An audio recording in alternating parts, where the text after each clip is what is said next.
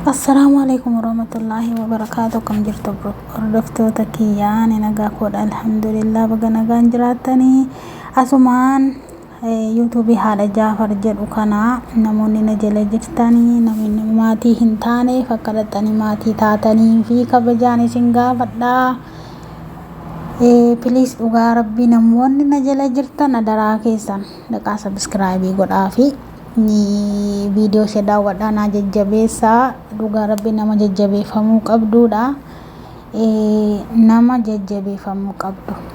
Dhugaa rabbii nama beekumsa isheetiin utuu namarraa hin qusatin nama gargaartu nama ayizoo jabaadhu jettu nama jajjabeessitu dhugaa dubbachuudhaaf nama waan ofii jaallattu namaaf jaallattu jechuudha.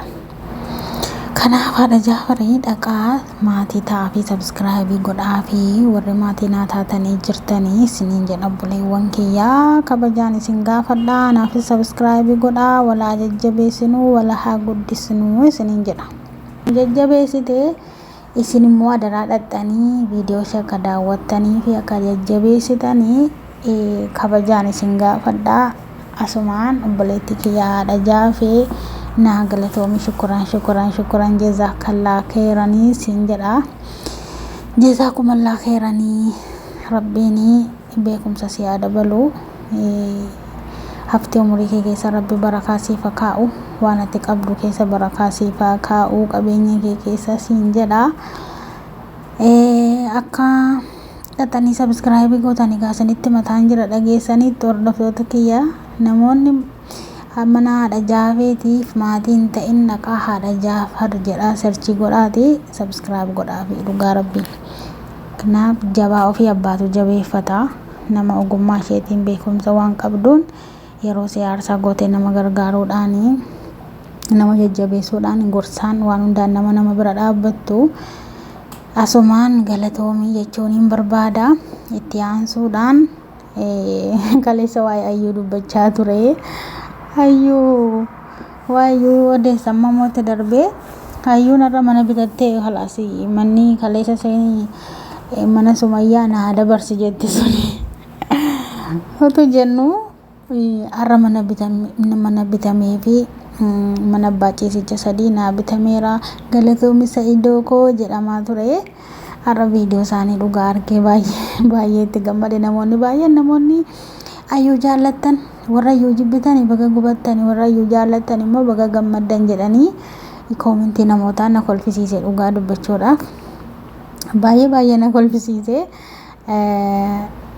Asumaan ayyuun diraamaa hojjette dhugaa rabbii dubbachuudhaaf achumatu Sa'idoo wajjin wal lolte bakkuma warra mana bitan sana biratti iyyuu abbaa ciisicha tokkoon nan hin barbaadu jettee abbaa ciisicha 3 malee jettee mee isheen mucaan qabdu ganaa mucaa deesse abbaa ciisicha 3 maal gooti.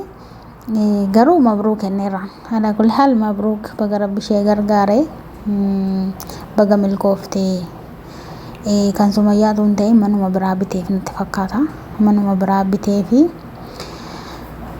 baga rabbi ishee milkeessee. Garuu Iyyaasuun ilkaan isaa dhabee isheen garuu dhaqxee mana ishee bitatte ramshaa see kaaftee isa kaan bishaan mataatti natte mana ishee argatte baqa waan yaaddu argatte. Amma kana booda iyyuun teessee ilmaan horuu bichaadhaan mana argatte waan ta'eefi Sa'idoon ishee hojjeteetti fidaa Sa'idoo koo galatoometti isheen qobaatti waammatti sayyuu Sa'idoo kootti Sa'idoo keenyan jettuu Sumayyaa irraa adda baaftee yeroo Sa'idoo koo'ettu. Sumayyaan immoo qinaatiin ajjeese dhugaa qinaatiin baay'ee ajjeeseera baay'ee sasiin ilkaan cabsite illee baay'ee aartee Iyyaasuu akkamitti ilkaan isaa cabsite.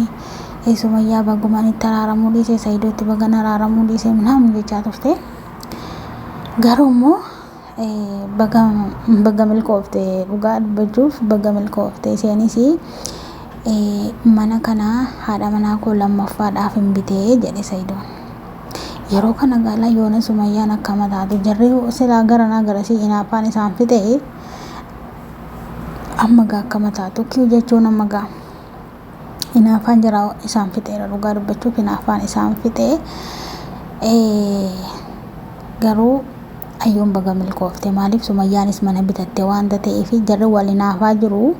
Sumayyaan mana real estate waan bitatteef ayyoonis inaaf baaseedhaan mana naa bitii mana Sumayyaa sana maqaa kootti deebisii jechaa turte.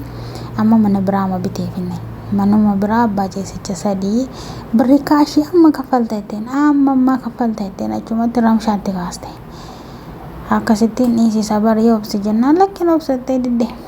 Kanatti bitatte gaamana ishee bitatte maashaallah tabarakallah. Isheen humnumaan jiraataarti amma ammaatti humnaan bulaarti dhugaa jalqaba amma ammaatti humnaan bulaarti. Humnaan buluu kanas rabbuma kenneef egaa kennaadha waan rabbi kenneefidha waan ta'eef bakka rabbi ishee gargaaree mabruuk jenna. Garuu immoo humnaan buluun kuni akkaataa Saidoo ilaalteetti wanta isheen jettu akka inni godhuuf beetti isheen waa malee miti jechuudha. Namni waa malee miti kan dubbatu waa malee miti. Kanaaf akka kanattiin akka carraa taatee milkoofteetti jechuudha. Waan hundaafuu baga milkoofte jennaan baga milkooftee mabruuk jennaan ayyoodhaan jechuudha. Sumayyaan ammaatti shawwadaa jirti anachi anas ga'ee jedhaa jirti. Saidoon jala fiigee dadhabee ayyoon immoo qabdee dhaabdee mana ishee bichisiifatte. Ammas egaa waan itti aanu hin ilaalla jechuudha. Sadarkaa isa itti aanu walumaan ilaalla waan hundaafuu ayyoo baga milkoofte humnaan ta'us fedhiidhaan ta'us baga rabbi ishee milkeessee jenna. Namni waanuma hawwiyyoo argate namatti tola waan ta'eef amma ayyoo wanti ishee hafe ilmoo lakkuudha. Lakkuun daadhaa turte ilmoo lakkuu dhugaa rabbiin adeemti isa simiti kan garaa kaatu jedhaniyyuu. Simiti kan garaa kaatu rabbi sii kenna waan ta'eef isa ganaa naasa'inii jedhe kanaan dura jechuudha. Ilmoo lakkuu da'uu danda'a maal beekamaa jettee rabbi ishee kennu amma mucaa duwwaati ishee hafe bakka teessee ilmaan horoo bichaadha. Yoo mammaatu utuma nama ilkaaniin cabsa jettu nama reeba jettu boksiidhaan nama dhaa jettu. An yooma isheen ulfooftee ulfadhaan ishee garaa baasuu jedhee yaaddee maaliif isheen boksiin dhiiftu isheen nama reebuun dhiistu waan ta'eef waan hafu miti garuu waan hafu miti shakkisiisa maaliif akka dhiiraatti buluu barbaaddi.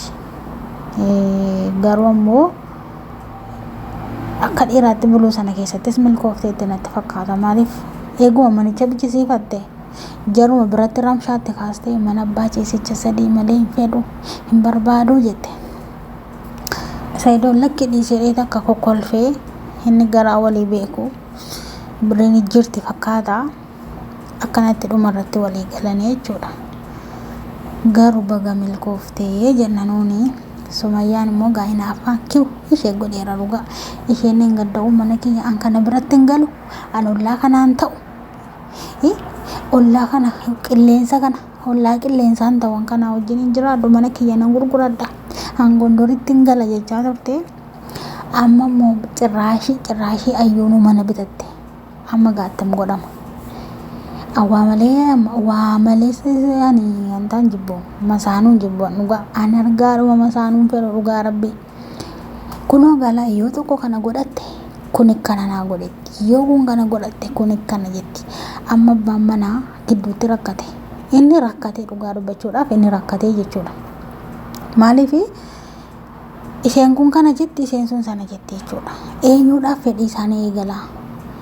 Hundi isaanii waan humna isaatii olii isa gaafatu utuu immoo ta'uyyuu utuma ijoolleen isaa bira jiraatte dhugaa Saidoodhaaf ijoollee isaarraa fagaatee jiraate ijoollee isaa yeroo hunda barbaada. Alii Dirree Daawwaa dhaqaa alii Gondor dhaqaa alii Finfinnee dhaqaa alii Adaamaa dhaqaa utuu gidduu deemu miilli isaa qallatee dhugaa. Garuu immoo amma isaan gadda waltumaan kun piraankiidha. Waltumaan sun sobadha. Inni waltumaan sun soba yoo ta'e silaa utuu dhugaa ta'e har'a isaa mana dhaqee abbaa ciisicha 3 bitare.